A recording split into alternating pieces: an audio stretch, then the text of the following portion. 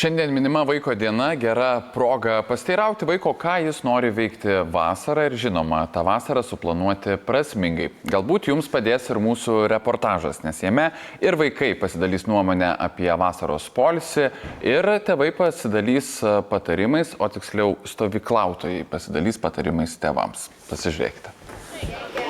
Vilniaus Viršuliškių mokyklos 5-7 klasių mokiniai išbando vasaros pramogas.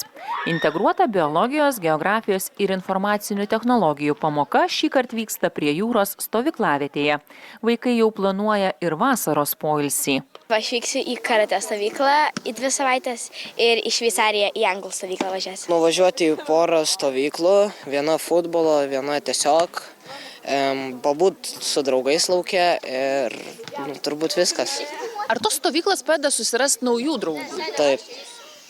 Jeigu išvažiuoju su kokiais nors nepažįstamais. Dažniausiai būna su veikla susijusios, ten surfingas, šiaip tokios dienos stovyklos, vaidinimo stovyklos. Tai Kas gero iš jų? Kokia nauda? Na, praleidi labai smagiai laiką, susirandi naujų draugų. Vaikai akcentuoja, kad didžiausias stovyklų privalumas – naujos pažintys, įdomi veikla, laikas prie jūros ar ežero. Įsivaizduoju, kad labai linksma bus, pavyzdžiui, vakarais, kai būna kambariuose, tiesiog būna linksma šiaip su draugais pabūti. Šiaip tiesiog yra linksma, kai daug yra žmonių šalia, galima daug veiklų turėti, sakiausiai. Tokia stovykla yra pirma, bet šiaip esu buvęs ir futbolo ir veikinimo, ten, kur ant vandens su tokiam lentom plaukiot reikia ir daug visokių kitų. Stovyklose yra galimybė susipažinti su labai įdomiais žmonėmis, patirti daugiausiai įspūdžių. O kaip tau? Man tai stovykla patinka dėl to, kad ten susibendrauji su daug nuostabių žmonių ir tu gali naujų patirčių gyvenime susirasti. Bene didžiausios stovyklos pajūryje darbuotojai sako, kad vaikus domina tie patys dalykai, tik jie turi būti pateikiami šiuolaikiškai. Manęs labai dažnai klausia, sako, ar keičiasi vaikai? Galbūt nepopuliarus ir vaikas kaip ir nelabai keičiasi.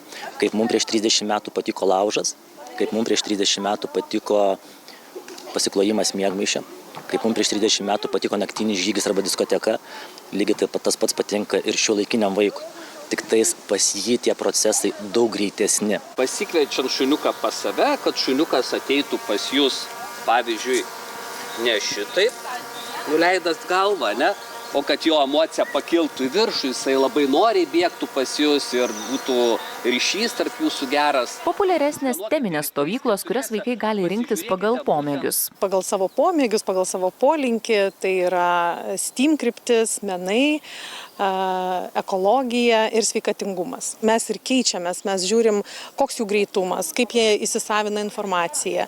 Žinot, aš išskirčiau jautrumą. Šiais laikais mes turim tikrai jautrius vaikus.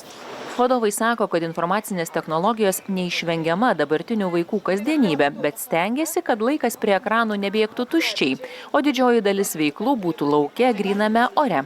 Lietuvoje stovyklų atžaloms ieško ir emigrantai. Vaikai čia bendrauja lietuviškai. Vaikai labai yra imlūs kalboms ir kai jie atvyksta į stovyklas, tai jie ir ženklais, ir gestais viskuo, jie tikrai girdi tą kalbą ir net nereikia kažkokių specialių jiems pamokų, nes veiklos vyksta lietuvių kalba ir iš veiksmo pobūdžio, kaip sakant, jie ir tuos žodžius mokinasi natūraliai. Stovyklų vadovai patarė vaikus vienus išleisti ilsėtis tada, kai tėvai geba lengvai atsisveikinti ir ragina pasitikėti jų atžalomis besirūpinančiais vadovais bei savanoriais. Mes vaikus saugom ne tik tais, kad jie nepavargtų. Mes vežam juos nuo durų iki durų, ypač didmiesčiuose.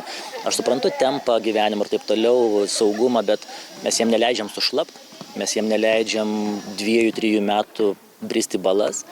Mes jiem neleidžiam aplipti sniegu žiemą ir tada mes neleidžiam emocijų patirti stovyklai. Truputėlį nuliūs, truputėlį pasiilgt kažko. Stovyklos kaina savaitei vaikui keli šimtai eurų.